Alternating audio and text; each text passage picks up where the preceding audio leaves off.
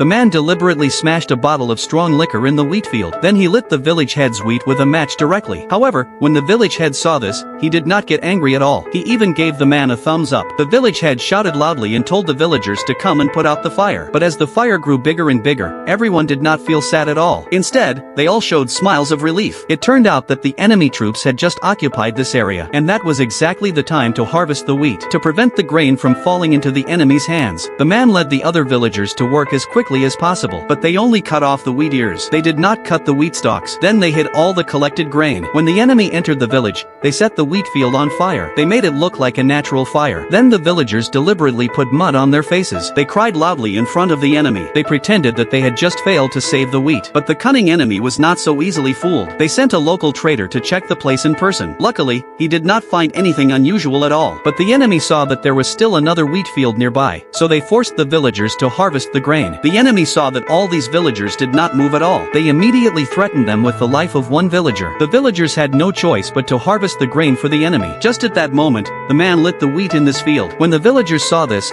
they immediately pretended to put out the fire in the field. The fire soon burned the last wheat field completely. But the enemy obviously would not leave easily. Just at that moment, the trader discovered the secret in the field. He immediately guessed that the villagers had cut off the wheat ears in advance. Even the fire might have been set by the villagers on purpose. The man still argued that he had cut the wheat ears while putting out the fire. But the trader did not believe what the man said at all. So he directly took out a knife and stabbed it into the villager's body. At this moment, the village head could not stand watching any longer. He could not bear to see the innocent villager die like this. So he had to tell the place where the grain was hidden. But in fact, the village head gave up all his own grain. He did not tell the place where the other villagers had hidden their grain. But the enemy still did not feel satisfied at all. Instead, they wanted to find out the real culprit who had started the fire. But the villagers did not tell the truth about what had happened. But no one expected that the traitor would be so crazy. He even threatened everyone with the life of a little boy. He wanted them to tell who had started the fire. At this critical moment, the man stood up voluntarily. He said that he could tell who the arsonist was.